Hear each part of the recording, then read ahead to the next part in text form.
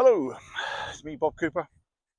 Welcome to a glorious summer weekend in the UK. So in this video, I thought what I'd do is I'd give some insight into you new owners as to what driving a Vario is like.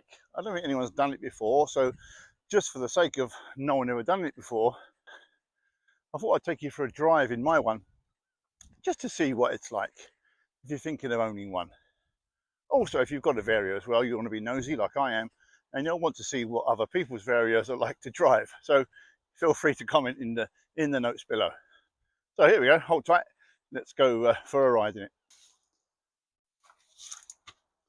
Right, let's go for a spin, shall we? So, put this down there. Hopefully you can hear me okay. So the first thing we're going to do is we're going to run this up. This has been sat here for a couple of weeks now. The air tanks are completely empty, so one of the first things you'll need to do is start it up and get the air pressure up. This is a slightly different wagon than some others. It doesn't have a tachograph. It never had one, nor has it ever had air gauges. It simply relies on the turn the batteries on. It simply relies on the warning light on the dashboard there. So what we'll do is to give you an idea how long that takes. I'm winding my window down. We'll run a timer on this one here. So what we'll do is we'll start it up, run it up, and we'll see how long it takes for the light to go out. Now, I don't know what you can see from up there, but I'll let you know when it's going off. So, okay, ignition on, press start, keep indicating here, run her up, and I'll time lapse this so you can see it a bit better. So we're just waiting, you can see them, we're just waiting for those two lights to go out. This one over here is my air pressure for my two tanks that control the air brakes solely on the handbrake. This one up here is a vacuum system for the normal brakes, for the hydraulic, air over hydraulic brakes. So that's just a normal servo setup. Over here I've got some Apple CarPlay stuff going on. I've got a little camera here, which hopefully is working. Record my happy face. So we'll let that run up. Then we'll go for a little drive around the block.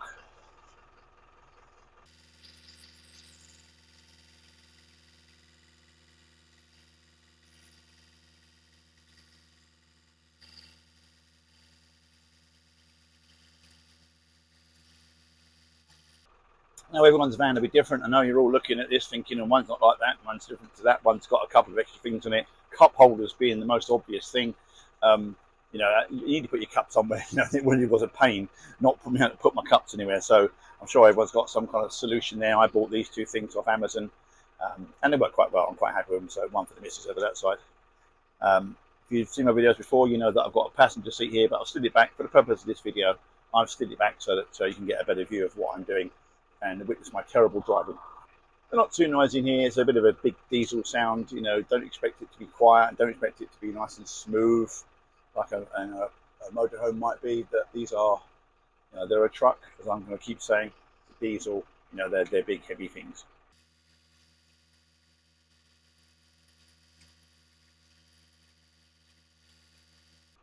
There we go. That's our first light gone out. That's the air tank's full now. So what's that? Just under 3 minutes. Not too bad. You know, give it a chance to warm up a little bit. The other one will go out very shortly. There's more than one air tank under here. You've got the servo itself. There it goes. It's gone out now at 3 minutes. And you've got two further vacuum tanks. I think one's under each side, under the cab there. So if you ever wonder what those strange lozenge things are, that's what they do. There's a whole sort of air vacuum system going on. So now we're good to go. Good to go. So I'll drive along for a bit. Excuse my waffle. I may edit it out. Watch and learn. You know, see how yours compares. They are actually quite easy to drive. People think they're a big monster, but they're not too bad. I've got a reversing camera on it. I don't tend to use it that much. I'm also on 2 new tyres today, so I'll give those a try. There we go. So we swing out of there quite easily. You know, it's a bit of a tight driveway, my driveway. Today we won't go too far. Let's go for a little spin around the block. Hopefully you can still hear me.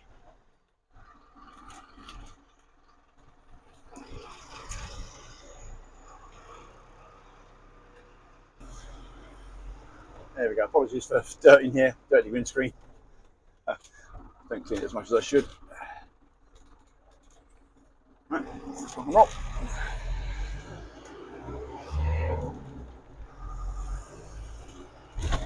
This is an earlier model with one indicator stalk on one side. The later ones have Your indicator's all over here. This is a slightly earlier one where the multi-function switch is all on the right hand side.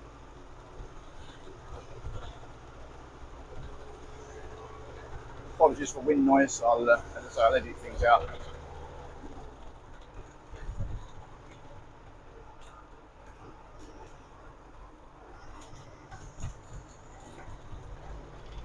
So I don't expect to fly along at huge speeds. I'm actually doing the speed limit along here at the moment, 40 miles an hour, and maybe I'll see that. Hopefully you can. I'm hoping you can see my speedo and my rev counter at the same time.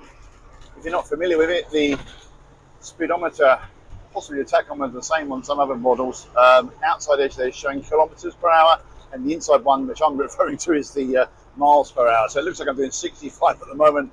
I'm not, of course, not as I could. It's you know, I'm doing approximately 40 miles an hour right now. And they're quite comfortable as well. You know, it's not a difficult thing to drive. Once you get the hang of it, they're easy enough. They're a little bit on the wide side. You got to watch your mirrors occasionally, watch out for potholes, and just be aware of the size you are. But they're not difficult to drive. It's not a hard drive. I don't get tired driving it. I quite like it. In fact, long distances, quite pleasant. I'm not sure how you can hear me at the moment, testing a new microphone, but you can have a conversation. It's not too bad. A bit later we'll do a motorway run as well, just to show you that the gearing's different on between vans. If you've got a bus, I believe, quote me if I'm wrong, I believe the gearing on a bus is lower than that of a box van, a panel van, which this basically is. This wasn't modified, it hasn't got a different body on it, so it's got standard gearing. And it'll go at a fair old lick, but I understand that buses and those with a high capacity geared down slightly, so you may be slightly lower geared for lower top speed. But this one's okay.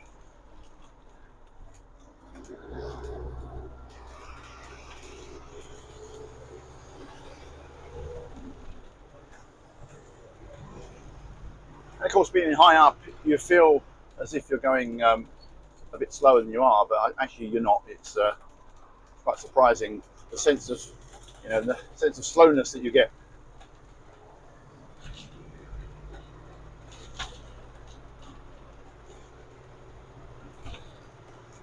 And if you can hear any rattles, then I'm sorry, there's not many rattles in here. What do we have here? Not sure where this person's going. Just hope they're going to stay there. Yeah, okay. For that.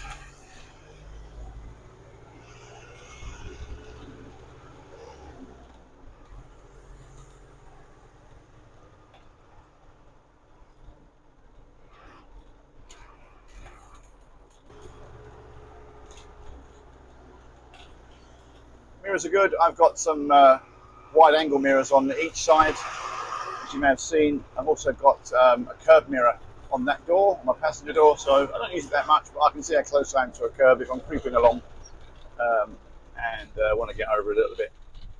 But the mirrors are pretty good. You tend to use the blind spots and your main mirrors as well.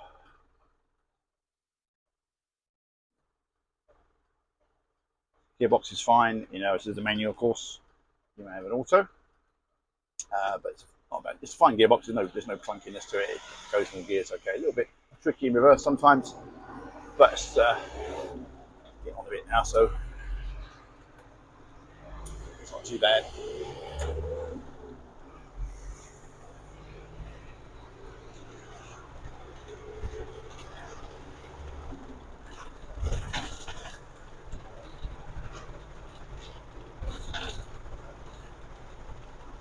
Suspension's a bit harsh. Obviously, leaf springs all round. It's never going to be the best handling thing. There is no handling as such. You kind of hope for the best. It's okay. You get used to it after a while. If you're used to a tight handling sports car like myself, or anything that's got some grip with it, this is completely different. But as you can see, I'm not fighting. I'm not sawing the steering side to side. I'm going to walk out here. Okay. So, hold on. I'm not sawing the steering side to side. It's quite light. It's not difficult to turn. Brakes are good. You've seen my previous videos where we've done the brakes. They actually come out really well now. I've used them enough, and they're nice and sharp now. I quite like my brakes. Never going to be ABS sharp, sort of modern. It stops okay. Quite happy with that.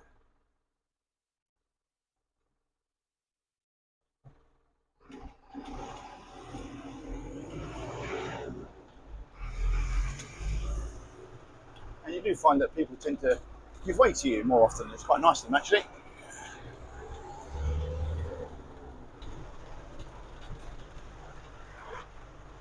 Going up hills, this is a standard spec engine. It's not been tweaked. I've not had the ECU chipped at all, and you know, it's okay.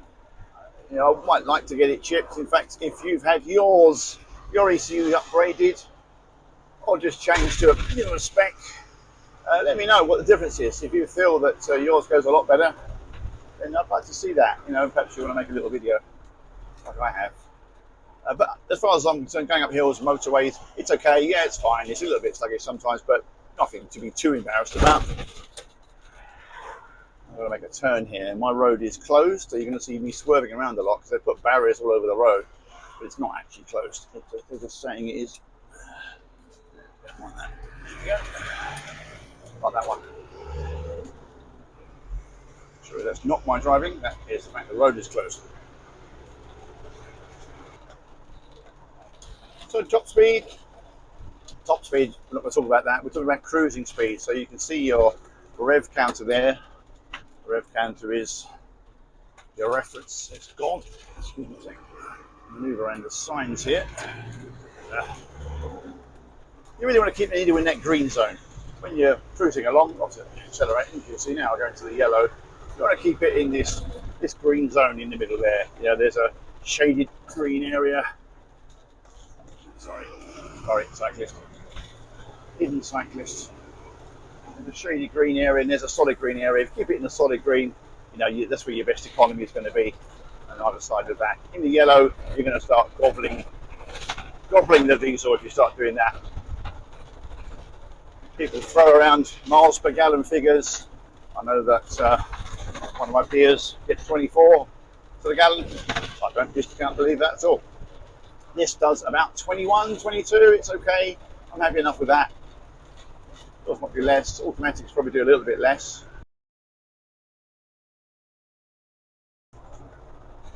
So here we are on the motorway then. We're cruising along nicely. I'm in 5th gear. My RPM is about 1600 RPM. And we're doing, just give me a second while this chap wants to get in here. 1500 RPM now, just creep up a little bit. So the speedometer says 50 miles an hour, 52, 53 miles an hour. What I'm going to try and do is get her up to a bit of a better speed. It's a little bit slow here to show that some of these gearboxes are a different ratio than others. This was always a van, it was never a bus. So I guess it's got a slightly higher ratio gearbox. So there we go, we're at 62 miles an hour now, just at the end of the green bar on my tachometer. That's showing at 15, 16, 17, 1800 RPM.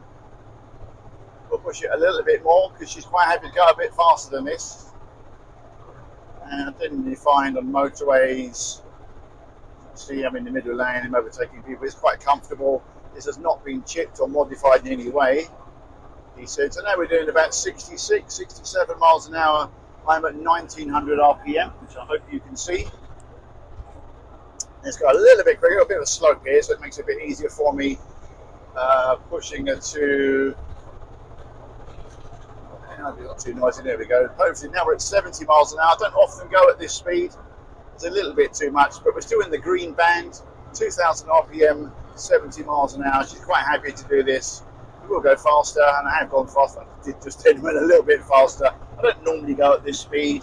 It gets a little bit thirsty. Usually I'm around about 65 miles an hour. It's quite comfortable at that sort of speed. So let me know in the comments what you get. You know, if you're happy with the speed you get out of yours and the economy, and if you think that you know, this is a little bit better. Or maybe if you go faster, if you've got one of those Varios that have been chipped, you've had the ECU modified. I'd like to hear about that. What difference does it make? How much better will it go? In real terms, you know, not just it's better, it's faster. Just is it worth doing? In the long term, have there been any effects on the performance or the reliability?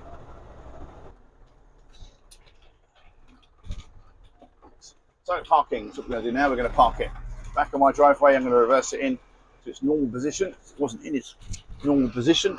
Bug on me. And I shall demonstrate my skillful parking. In fact, we'll turn the reversing camera on so I can see. It's actually quite easy to Parker's thing. You get used to it. You know, if you're worried about the size of it, it's not that bad. So, not sure what cameras will pick up here, but using my mirrors. Oh. There we go. I've got a crash here. I video myself crashing, isn't it? I like to get right over to the side of the fence so that I can get my bike past it when I need to.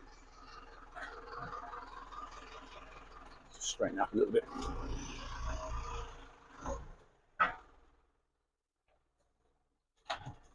Alright, so I didn't do it in one, okay? But I need to get my garage door open to get my motorcycle out when I go to work. Because I do actually have a day job. And about there should do it. And right, yeah, that's lovely. There you go, bit of air. There we are. There we are, that's what driving the Vario is like. There you go, this is a bit of a different video today. I hope you enjoyed that, and please put in the comments below whatever you think I could include next time, or something you'd like to see. So, you know, just let me know what you think.